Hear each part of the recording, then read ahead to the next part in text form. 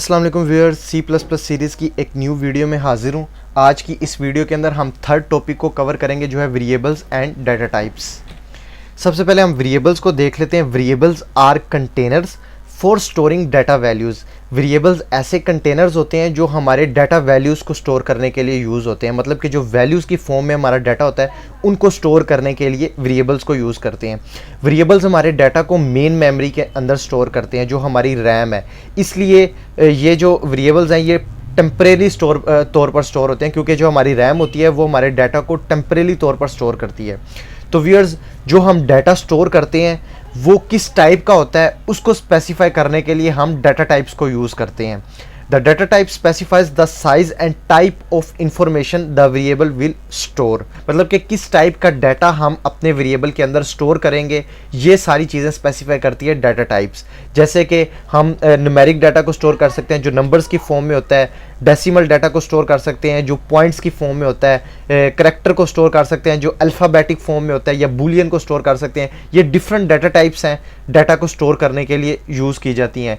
अब ये उनका साइज़ है, मतलब कि अब ये हम एक इंटीजर टाइप का जब वेरिएबल बनाते हैं तो हमारी रैम के अंदर 2 बाइट्स की मेमोरी रिजर्व हो जाती है। ये जो इंटीजर है ना, ये 2 बाइट्स इसका साइज़ है। Long 4 bytes, float 4 bytes, double 8 bytes, boolean 1 byte, character 1 byte. अब ये जो इंट और लॉन्ग है ये दोनों न्यूमेरिक टाइप डाटा को स्टोर करने के लिए यूज़ होती हैं जो नंबर्स होते हैं। फ्लोट और डबल डेसिमल डाटा को स्टोर करने के लिए यूज़ होते हैं। बूलियन या तो ट्रू या तो फॉल्स, या 0 या 1, इन 2 वैल्यूज़ को स्टोर कर सकता है सिर्फ बस। और जो करैक्टर होता है वो अल्फ़ाबेट्स को स्टोर करने के लिए यूज़ होता है, मतलब कि हम कोई एक अल्फ़ाबेट या लेटर हम अपने वेरिएबल के अंदर स्टोर करवाएं। तो इन सारी चीज़ों को हम प्रैक्टिकली अपने प्रोग्राम के अंदर देख लेते हैं ताकि हमारी कन्फ्यूजन अगर कोई रहती है तो वो दूर हो जाए। यहाँ पे मैं एक प्रोग्राम क्रिएट कर लेता हूँ। यहाँ पे अब आपने किस तरह से एक वेरिएबल बनाना है ये देखें। सबसे पहले डाटा टाइप, उसके बाद वेरिएबल का नेम। वेरिएबल को आप अपनी मर्ज़ी से एक नेम दे सकते हैं। इस नेम को हम वेरिएबल भी कहते हैं और आइडेंटिफायर भी कहते हैं, ये चीज़ आपने याद रखनी है। अब इस स्टेटमेंट को क्या कहते हैं? इस स्टेटमेंट को कहते हैं वेरिएबल डिक्लेरेशन। ये हमने एक वेरिएबल को डिक्लेयर कर लिया। अब अगर हम इसमें कोई वैल्यू स्टोर करवाना चाहते हैं तो हम किस तरह से करवा सकते हैं? यहाँ पे समझिए मैं एक 10 स्टोर करवाता हूँ। अब इस स्टेटमेंट को हम कहेंगे वेरिएबल इनिशियलाइजेशन। अगर हम कोई वैल्यू नहीं स्टोर कराएंगे, सिर्फ एक वेरिएबल बनाएंगे तो उसे हम कहेंगे वेरिएबल डिक्लेरेशन। और अगर हम उसमें कोई वैल्यू स्टोर करवा देंगे तो उसे हम कहेंगे वेरिएबल इनिशियलाइजेशन। अब इस वैल्यू को हम किस तरह से स्क्रीन के ऊपर प्रिंट करवा सकते हैं? लास्ट वीडियो में मैंने आपको बताई थी कमांड स्क्रीन के ऊपर डाटा को प्रिंट करवाने के लिए, ये सी आउट। इसके आगे आपने ये वेरिएबल का नेम लिख देना है। इसको हम कहते हैं बिट वाइज ऑपरेटर्स। ये हम आगे देखेंगे, ये सारी चीज़ें छोटी छोटी कवर करेंगे स्टेप बाय स्टेप। अब ये वेरिएबल का नेम आपने आगे लिख देना है यहाँ पे। उसके बाद आपने ये सेमीकोलन, इसे हम कहते हैं टर्मिनेटर। ये हमारी स्टेटमेंट को टर्मिनेट करने के लिए यूज़ होता है। अब यहाँ पे ये हम लिखेंगे तो इसका मतलब है कि हमारी स्टेटमेंट यहाँ से टर्मिनेट हो गई है। अब हम ये इस प्रोग्राम को एग्जीक्यूट करते हैं तो ये देखें स्क्रीन के ऊपर 10 लिखा हुआ आ गया। इस तरह से हम वेरिएबल्स को यूज़ करते हैं। अब यहाँ पे अगर मैंने डेसिमल टाइप का डाटा स्टोर करना है तो यहाँ पे मैं लिख दूंगा फ्लोट। ये देखें 0.5। अब हम इसको दोबारा से एग्जीक्यूट करें तो ये देखें अब 10.5 लिखा हुआ आ गया। इसी तरह से जो डबल है वो भी डेसिमल वैल्यूज़ को स्टोर करता है और लॉन्ग जो है वो न्यूमेरिक वैल्यूज़ को स्टोर करता है। सिर्फ साइज़ का फ़र्क होता है। जो फ्लोट है वो 4 बाइट्स का है और डबल 8 बाइट्स का है। ये इस तरह से साइज़ का फ़र्क होता है, बाकी काम उन दोनों का सेम ही है। अब हम करैक्टर को देख लेते हैं। करैक्टर जो है वो अल्फ़ाबेट्स को स्टोर करने के लिए यूज़ होता है। इसमें हम किस तरह से स्टोर करते हैं? सबसे पहले आपने सिंगल कोट्स लिखना है, उसके अंदर आपने डाटा को स्टोर करना है। यहाँ पर समझे मैं लिख देता हूँ डी। अब इसको मैं दोबारा से एग्जीक्यूट करता हूँ तो ये देखें स्क्रीन के ऊपर डी लिखा हुआ आ गया। इसके बाद अब हम बूलियन डाटा टाइप को देख लेते हैं। यहाँ पे आपने लिखना है बूल। ये डाटा टाइप लिखने के लिए बूलियन को बूल लिख देना है। उसके बाद यहाँ पे आप या तो ट्रू या तो फॉल्स, सिर्फ 2 वैल्यूज़ को स्टोर करवा सकते हैं, उसके अलावा कुछ नहीं स्टोर करवा सकते बूलियन के अंदर। ये देखें स्क्रीन के ऊपर 1 लिखा आ गया। ट्रू का मतलब है 1 और फॉल्स का मतलब है 0।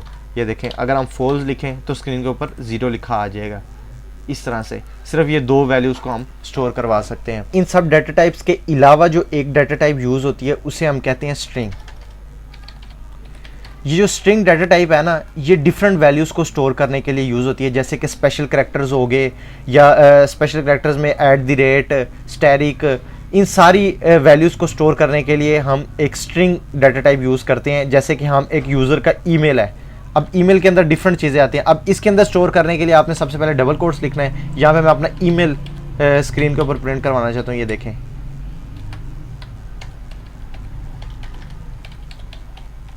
अब ये देखें, इसके अंदर एक स्पेशल करैक्टर भी आ रहा है, ये डॉट भी आ रहा है, नंबर भी आ रहे हैं, इसमें अल्फ़ाबेट्स भी आ रहे हैं। ये सारी चीज़ों को मिला के हमने एक वैल्यू बना लिया है। एक हमारा ईमेल है, उसको स्टोर करवाने के लिए जो डाटा टाइप यूज़ होगी वो है स्ट्रिंग।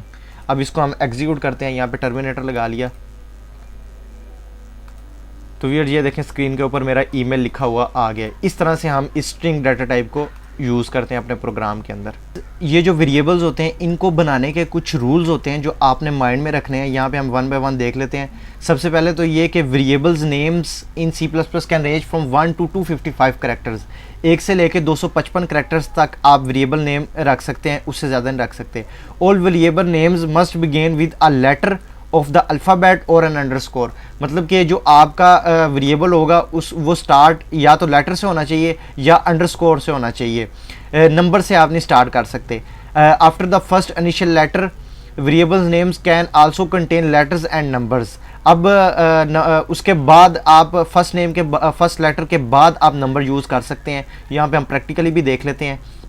ये देखें, अब ये वेरिएबल नेम है ना, इसके यहाँ पे आप वेरिएबल नेम के स्टार्ट में आप लेटर नहीं यूज़ कर सकते। अब मैं इसको एग्जीक्यूट करूँ, ये देखें मुझे एरर आ जाएगा। लेकिन इसके बाद आप फर्स्ट लेटर के बाद आप नंबर यूज़ कर सकते हैं। ये देखें, यहाँ पे ये भी सेम होना चाहिए। ये देखें, अब वो मेरा एरर रिमूव हो गया है। ठीक है, यहाँ मैं ये ख़त्म करता हूँ आपको समझाने के लिए। अब उसके अलावा ये कि variable names are case sensitive. अब केस सेंसिटिविटी का मतलब ये है कि जो कैपिटल लेटर में है वो अलग है और जो स्मॉल लेटर में है वो अलग है। जैसे कि यहाँ पे अब दो वेरिएबल्स हम बना लेते हैं, ए इक्वल, अब ये मैंने कैपिटल लेटर में ए रखा है। अब इसी को अगर मैं कॉपी करके यहाँ पे पेस्ट करता हूँ तो ये देखें, अब मुझे एरर आएगी। यहाँ पे मैं इसको एग्जीक्यूट करता हूँ, ये देखें मुझे एरर आ गया। सेम नेम नहीं होना चाहिए और कैपिटल लेटर और स्मॉल लेटर में फ़र्क होता है ये केस सेंसिटिविटी में। ये देखें, अब यहाँ पे अब मैं इसको दोबारा से एग्जीक्यूट करता हूँ तो ये देखें मेरा एरर रिमूव हो गया है। ये इसे हम कहते हैं केस सेंसिटिव। अब उसके अलावा नो स्पेसेस और स्पेशल करैक्टर्स आर अलाउड। हम अपने वेरिएबल नेम के अंदर स्पेस नहीं दे सकते और स्पेशल करैक्टर नहीं हम यूज़ कर सकते। ये देखें, मैं आपको बताता हूँ इसका क्या मतलब है।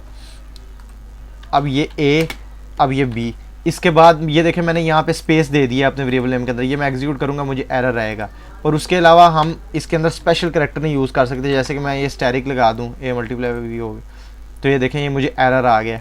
ये स्पेशल करैक्टर नहीं यूज़ कर सकते और स्पेसेस नहीं यूज़ कर सकते अपने वेरिएबल नेम के अंदर। और लास्ट ये कि you can not use a C++ keyword ऐसा वेरिएबल नेम। जो आपका C++ है वो भी आप वेरिएबल नेम के तौर पर नहीं यूज़ कर सकते। तो व्यूअर्स, आज की इस वीडियो के लिए इतना ही। अगर आपको वीडियो पसंद आई तो चैनल को सब्सक्राइब कर दें और साथ में बेल आइकन भी दबा दें ताकि आने वाली तमाम वीडियोस आपको मिलती रहें। तो मिलते हैं फिर नेक्स्ट वीडियो में। अल्लाह हाफिज़।